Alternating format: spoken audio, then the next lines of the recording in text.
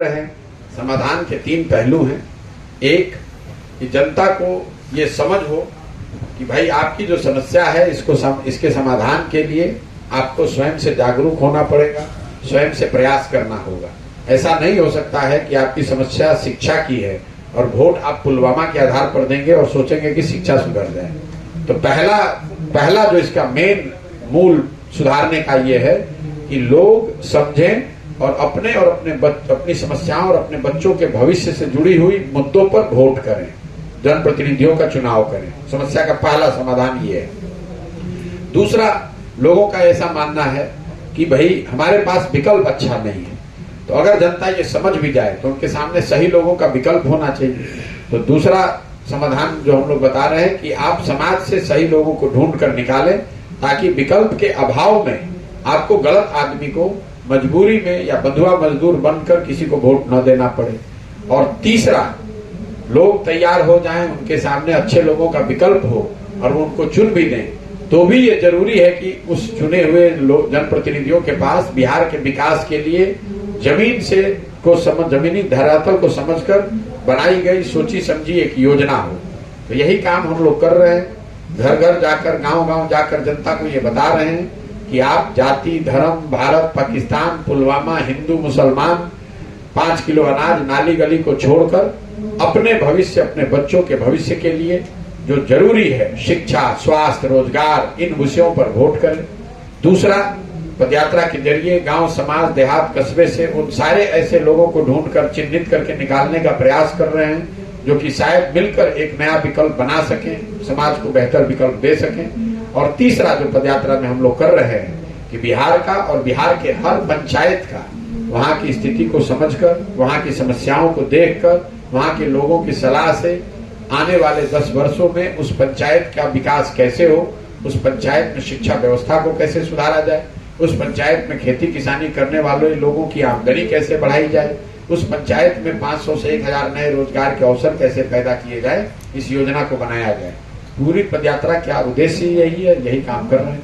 प्रशांत किशोर की क्या समझ बनी है शराबबंदी को लेकर? ये भी बिहार के परिप्रेक्ष्य में बहुत बड़ी विकराल समस्या है, लोग मर रहे हैं। शराबबंदी के लिए मुझे जमीन पर आकर पदयात्रा करने की जरूरत ही नहीं है। शराबबंदी को लेकर मैंने पदयात्रा से पहले ही स्टांस अपना क्लियर कर दिया है। मैं एकमात्र व्यक्ति यहाँ हूँ जो राजनीतिक क्षेत्र में है, जो कि खुले मन से, खुले तरीके से हर दिन ये कह रहा है कि शराबबंदी बिल्कुल रेट्रोग्रेड मूव है, इसको हटाया जाना चाहिए। भाजपा के लोग जो कह रहे हैं कि शराबबंदी हटाया जाए, ये तो तब हटाने की भी नहीं कह रहे हैं। वो कह रहे हैं शराबबंदी से नुकसान हो रहा है। वो तब जब वो सत्ता में नहीं है। आरजेडी के लोग जब विपक्ष में थे तो इसके विरोध में थे, आज इसके पक्ष में है। मैं आपको पहले दिन से कह रहा हूं कि शराबबंदी बिहार के लिए कोई इसका फायदा नहीं, इसके सारे नुकसान हैं और इसके लिए आपको गांव में जाने की जरूरत नहीं है, बिहार की स्थिति को समझने की जरूरत नहीं है। दुनिया भर में कोई ऐसा उदाहरण है नहीं जहां किसी राज्य ने, किसी देश ने, किसी समाज ने शराबबंदी के जरिए अपना सामाजिक राजनीतिक उत्थान किया हो। दूसरी बात, लोग बताते हैं कि गांधी जी ने शराबबंदी की बात कही, तो वो बात भी सिरे से गलत है। मैं खारिज करता हूं, कैमरे पर आपको चुनौती भी दे रहा हूं, रोज बोलता हूं। अगर आपने गांधी को, किसी ने जो पढ़ा है, पढ़ने या समझने का दावा करता है, वो मुझे लाकर दिखा दे कि गांधी जी ने ये कहाँ कहा है कि सरकार को शराबबंदी लागू करना चाहिए। गांधी जी ने जीवन के कई वर्च्यूज की बात करी। उन्होंने ये कहा आप वेजिटेरियन होना अच्छा है। उन्होंने ये नहीं कहा कि सरकार कानून बना दे कि जो नॉन वेजिटेरियन है उसको जेल में पकड़ लिए बंद कर दिया जाएगा। गांधी जी ने उसी संदर्भ में ये कहा कि शराब पीना बुरी बात है, इस रोके जाने के लिए समाज को प्रयास करना चाहिए। गांधी जी ने ये कहीं नहीं कहा कि कानून बनाकर आप शराबबंदी लागू कर दें और सरकार का अपना जो काम है उसको छोड़ के अब आप शराबबंदी को लागू करने में ही पूरी व्यवस्था को झोंक दें, ये गांधी जी ने नहीं कहा। और तीसरी बात जो धरातल की है, शराबबंदी की वजह से बिहार सरकार का करीब करीब 20,000 करोड़ रुपया, बिहार के लोगों का 20,000 करोड़ रुपया हर साल का नुकसान हो रहा है। बिहार में डीजल पेट्रोल 8 से 10 रुपए लीटर महंगा है। बिहार में जितनी निबंधन होती है, क्योंकि जो ये 20,000 करोड़ रुपए का नुकसान हो रहा है तो आएगा कहां से? तो पेट्रोल डीजल पे टैक्स सबसे ज्यादा है, 10 रुपए लीटर पे आप और हम ज्यादा दे रहे हैं। जो आप जमीन की रजिस्ट्री करते हैं, उसमें बिहार का दर जो है, बिहार में निबंधन के जो रेट है वो पूरे भारत में सबसे ज्यादा है। अगर किराए पर घर लेने के लिए आपको एक रजिस्टर करने जाना हो, स्टाम्प पेपर लेना हो, वो बिहार में दूसरे राज्यों के मुकाबले 10 गुना ज्यादा है। और ये 20,000 करोड़ रुपया जो नुकसान हो रहा है, इसकी पार्शियल इसकी भरपाई हो रही है इन टैक्स के माध्यम से, लेकिन इसका बड़ा भाग जा कहाँ रहा है? ये जा रहा है यहाँ के शराब के माफियाओं के हाथ में और भ्रष्ट पुलिस अफसरों और अधिकारियों के जेब में। तो आपको आर्थिक सामाजिक कोई लाभ हो नहीं रहा है, घर घर शराब बिक रही है। बिहार का और बिहार के लोगों का 20,000 करोड़ रुपए का नुकसान हो रहा है, सो अलग। दूसरे चीजों को महंगा आपको खरीदना पड़ रहा है, सो अलग। और यहाँ पर आपने शराब माफिया नया बना दिया। पूरा प्रशासन, पुलिस अपना काम छोड़कर शराबबंदी को लागू करने, हटाने, छिपाने उसमें लगा हुआ है। और सबसे दुर्भाग्यपूर्ण, जो गरीब असहाय लोगों की जो मृत्यु हुई है गलत शराब पीने से, उनकी खबर आप लोग रोज देख ही रहे। छपरा की खबर तो एक खबर है, आप लोग को जमीन पर पता है, इक्का दुक्का तो हर पंचायत में रोजमर्रा की ये घटना है। पुलिस प्रशासन के दबाव में ये खबरें आती नहीं है, लेकिन मैं जब पैदल चल रहा हूं तो देख रहा हूं हर पंचायत में लोग ऐसा बताते हैं। परिवार वाले इस डर से कि अगर हम गलत शराब की बात करेंगे तो जो जिसकी मृत्यु हुई वो तो हुई ही, साथ में हम पर शराबबंदी का केस भी हो जाएगा, इसलिए परिवार वाला वो केस ही नहीं कर रहा है। ये तो रोजमर्रा की बात है। और जिन महिलाओं के नाम पर शराबबंदी लागू किया गया है, हम लोग भी तो गांव में जाकर महिलाओं से मिल रहे हैं, वो महिलाएं इसके विरोध में हैं। सबसे ज्यादा तो महिलाओं को ही परेशानी है। जो गरीब घर का आदमी अगर शराब के चक्कर में पकड़ लिया गया तो उसके घर की महिलाओं को थाने का, वकीलों का चक्कर लगाना पड़ता है। 1 लाख से ज्यादा लोग जिन पर फौजदारी के केस अलग अलग धाराओं में केस किए गए हैं, वो तो सारे गरीब लोग हैं। जिसके पास पैसा है, रसूख है, वो थोड़ी ना जेल में है, उसको थोड़ी केस में कोई दिक्कत है। तो इसका कोई फायदा नहीं है, बिल्कुल इसको हटाया जाना चाहिए। सर, जन स्वराज की पद यात्रा के दौरान आपने जो मुख्य बात बताई कि बेरोजगारी, पलायन मुख्य समस्या बनी है, और इसका समाधान भी आपने बताया कि जैसे इसे अच्छा लीडर आपको चुनना पड़ेगा, लेकिन जो बिहार की जनता है अपनी जात के नेता को चुनना ज्यादा पसंद करती है, तो ये कैसे संभव हो पाएगा कि एक अच्छे लीडर को निकाल? देखिए, बिहार की जनता क्या पसंद करती है ये तो समय बताएगा, लेकिन मैंने आपको बताया, इन्होंने पूछा इसका समाधान क्या है, तो इसका समाधान यही है कि बिहार की जनता जात पर नहीं, धर्म पर नहीं, भारत पाकिस्तान पुलवामा पर नहीं, किसी दूसरे, मैं ये भी कह रहा हूं 5 किलो अनाज पर भी नहीं, नाली गली पर भी नहीं, बिहार की जनता जिस दिन जगकर इस बात पर वोट करेगी कि वोट उसको देंगे जो हमारे बच्चों के पढ़ने की व्यवस्था करे, वोट उसको देंगे जो खेती किसानी को लाभदायक बनाए, वोट उसको देंगे जो हम लोग के बच्चों को यहाँ रोजगार की व्यवस्था करे, तभी शुरुआत की सुधार होगी। आप पेड़ की टहनियों को गिनते रहिए या पेड़ की जड़ को ही सुधारिए। जब तक जड़ में जो बात है, आप उसको सिर्फ जाति एक पहलू बता रहे हैं। बहुत लोगों ने पिछले लोकसभा में पुलवामा के नाम पर वोट किया, उन्होंने जात के नाम पर वोट नहीं किया है।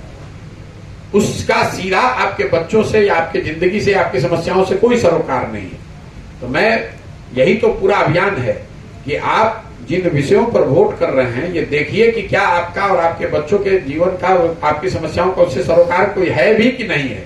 और अगर आप उन मुद्दों पर वोट करेंगे जिसका आपसे कोई सरोकार ही नहीं है, तो स्वाभाविक तौर पर आप गलत आदमी का ही चुनाव करेंगे। चलिए, प्रशांत किशोर पार्टी अपना खुद बनाएंगे, खुद प्रत्याशी उतारेंगे पूरे बिहार में हर विधानसभा में।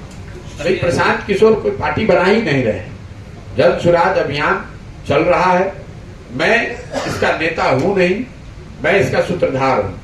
मैं एक सोच के साथ निकला हूं और मुझे ऐसा लगता है कि जन स्वराज कोई राजनीतिक सामाजिक अभियान नहीं है, ये समाज के जरिए एक नई राजनीतिक व्यवस्था बनाने का अभियान है। मैं वो काम कर रहा हूं कि समाज को जाकर बताऊं कि आप अपने और अपने बच्चों के भविष्य के लिए उन समस्याओं, उन मुद्दों पर वोट कीजिए जिनसे उनका भविष्य सुधरे। और उनकी मदद ये कर रहा हूं कि उनके बीच से ऐसे लोगों को चिन्हित करके निकालूं जो कि समाज के सही लोग हैं, जिन पर समाज का भरोसा है, और वो सब लोग मिलकर अगर दल बनाएंगे, विकल्प बनाएंगे, तो मेरी भूमिका है कि उनकी मदद की जाए ताकि वो दल बनाएं और विकल्प जनता के सामने हो। और साथ में मेरी भूमिका है कि उनके साथ, उनके पास एक सोची समझी रणनीति और एक योजना हो ताकि बिहार को अगले 10 साल में देश के 10 अग्रणी राज्यों में शामिल कराने के लिए एक प्रयास किया जा सके। सर, केंद्र और राज्य दोनों सरकार को स्थापित करने में आपका बहुत महत्वपूर्ण भूमिका रही है, और दोनों से आप साइड हो गए और दोनों से जनता काफी परेशान है। आप ये जो यात्रा कर रहे हैं और राजनीतिक पार्टी बनाने जा रहे हैं, आप पे लोग भरोसा कैसे करेगा? ऐसी स्थिति का जिम्मेवार तो आप भी कहीं ना कहीं है शर्मा। ऐसा है कि स्थिति का जिम्मेवार मैं भी हूं, आप भी हैं, जिसने भी वोट दिया है वो सब है।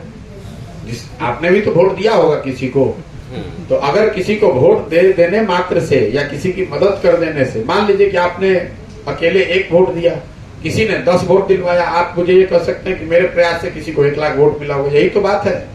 हम तो सत्ता में नहीं है ना, हमने उसमें कंधा लगाया, आपकी मदद की। तो पहली बात तो ये समझिए कि उस काम को हमने 2021 में छोड़ दिया है। दूसरी बात ये समझिए कि लोकतंत्र में एक नियम है 5 वर्ष का। लोकतंत्र और संविधान देश का ये आपको बताता है कि आपका जिस नेता पर, जिस विचारधारा पर, जिस दल पर, जिसके कार्यक्रमों पर भरोसा है, उसके साथ आप जुड़िए, उसकी मदद कीजिए, उसको वोट दीजिए, उसकी सरकार बनवाइए। लेकिन वही संविधान, वही लोकतंत्र आपको ये भी बताता है कि ये विश्वास, ये वोट, ये साथ 5 वर्ष का है।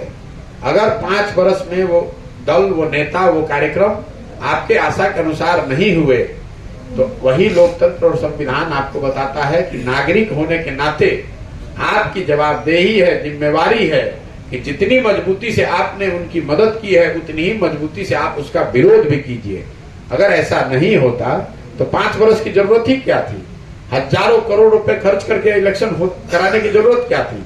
एक बार आपने चुन लिया, फिर उसी को रखिए 20 साल, 25 साल, 30 साल। 5 वर्ष का इसीलिए तो किया गया है कि आपका भरोसा, आपका वोट, आपका साथ 5 वर्ष के कसौटी के लिए होना चाहिए। अगर आपके कसौटियों पर वो खरा उतरा तो आप उसके साथ रहिए, नहीं खरा उतरा तो उसके विरोध में होइए। सर, लोग ये भी कहना चाहता है कि प्रशांत किशोर की इतनी बहुत दिनों से राजनीतिक रणनीतिकार है, कितने मुख्यमंत्री बनाए और बिहार में किसको बनाने जा रहे हैं? बिहार में जिसको अभी हम तो पैदल चल रहे हैं। जब ये व्यवस्था बनेगी, कोई दल बनेगा, तो जो लोग दल बनाएंगे वो मिलकर चुनेंगे कि दल का नेता कौन होगा। और उस समय मीडिया को स्वाभाविक तौर पे ये जानकारी हो गई कि ये दल बन गया, और दल बनने के बाद लोगों ने मिलकर दल का नाम ये तय किया है, उसके संविधान में इन बातों का प्रावधान किया गया है, दल की प्राथमिकता ये है, दल के नेता कौन है, ये सारी बात लोग मिलकर बताएंगे। और युवाओं को राजनीति में लेकर के आप आ रहे हैं, युवाओं को आप राजनीति में स्थापित कर रहे हैं या अपने आप को स्थापित कर रहे हैं? हम किसी को स्थापित नहीं कर रहे हैं। जो लोग भी स्थापित होने का मादा, काबिलियत, जज्बा रखते हैं, हमारी भूमिका उनकी मदद करने की है। आगे राजनीति में आपका भविष्य क्या है? हमारी भूमिका उस कुम्हार की है जो घड़ा मिट्टी और चाक से बनाता है। घड़ा तो मिट्टी और चाक से ही बनेगा, आप युवा है चाहे वृद्ध हैं।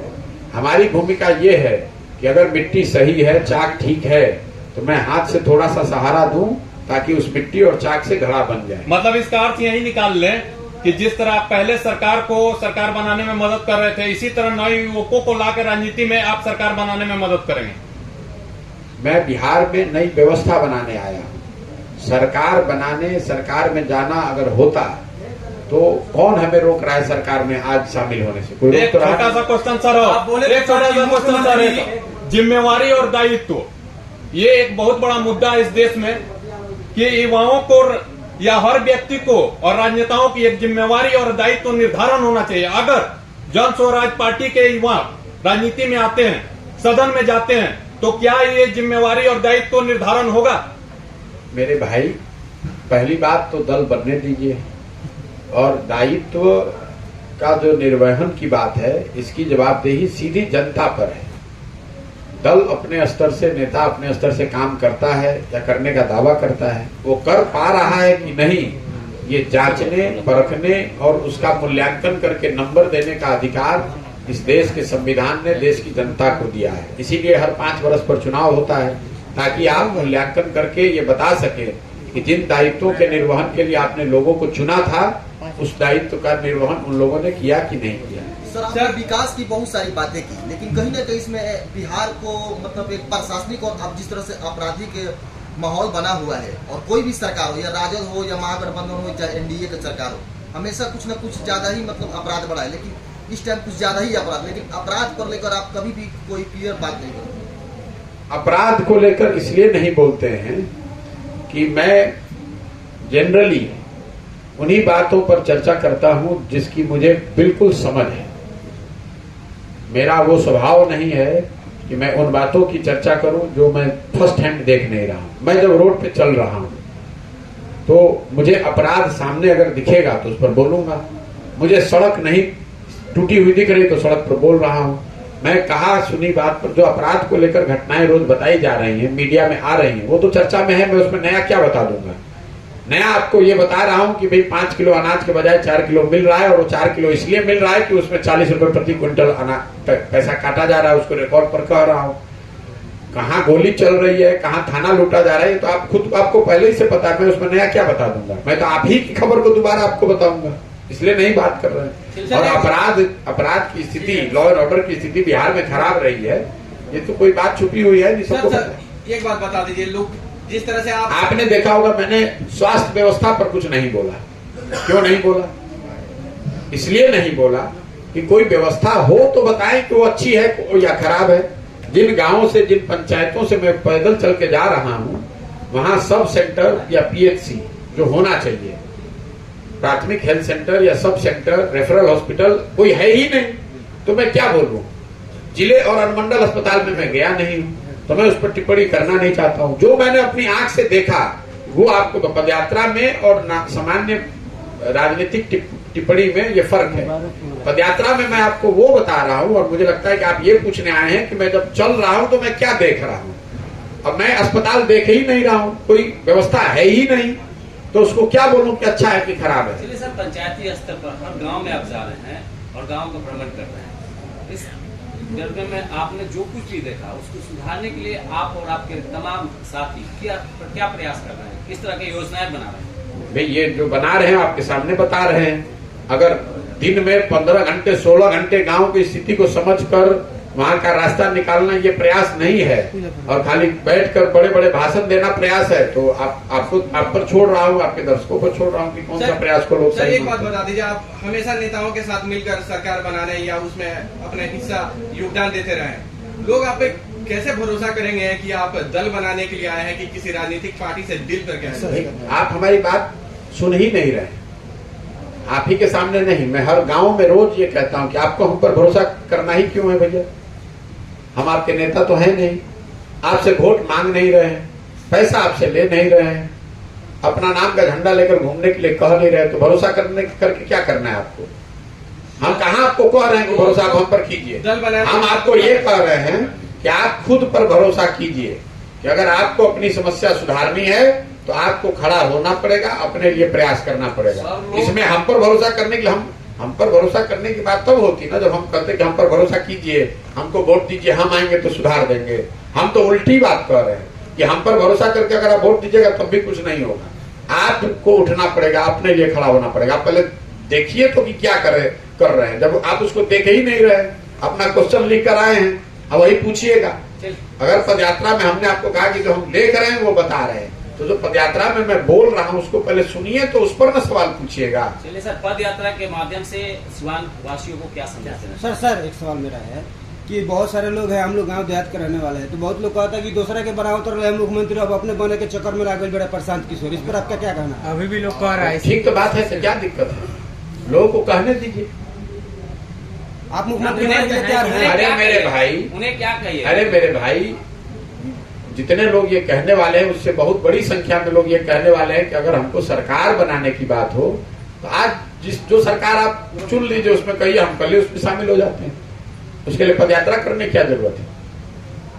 आपको क्या लगता है? आप गांव, आपने कहा कि आप गांव देहात के हैं, आपको क्या लगता है कि अगर आज जो सरकार चल रही है, अगर हम ये बना लें कि हमको इस सरकार में शामिल होना है तो हमको कितना देर लगेगा उसमें जाने में? यही तो लोग कितना देर लगेगा ये ना बताओ। नहीं, यही सवाल है लोगों का मन में। अरे हम जो पूछ रहे हैं वो बताओ सवाल कि अगर हमको सरकार में शामिल होना हो, सरकार में शामिल होना है, तो आज जो बिहार में सरकार है इसमें शामिल होने से कौन रोक रहा है? लोग समझते हैं कि आप किसी भी सरकार में शामिल हो तो फिर बात खत्म हो। आपने स्वयं से ही उत्तर दे दिया उसको। लोगों को जागरूक करने के लिए निकले हुए हैं, ना ही पार्टी बनाने के लिए निकले हुए हैं, ना ही राजनीति करने के लिए निकले हुए हैं। तो लोगों से क्या अपील करिएगा? लोगों से अपील कर रहे हैं कि आप अपनी समस्या को समझिए और उसके लिए स्वयं से खड़ा होइए। आपकी समस्या का समाधान करने के लिए मंगल ग्रह से कोई आकर आपका उद्धार करने वाला नहीं है। आप स्वयं से समझिएगा नहीं, स्वयं से गलती करते रहिएगा और सोचिएगा कि कोई नेता, कोई बाहर से आकर भगवान का भेजा हुआ दूत आपको उद्धार आपका कर देगा, तो आपसे बड़ा मूर्ख कोई है नहीं। जीवन में कभी सुधर नहीं पाइएगा।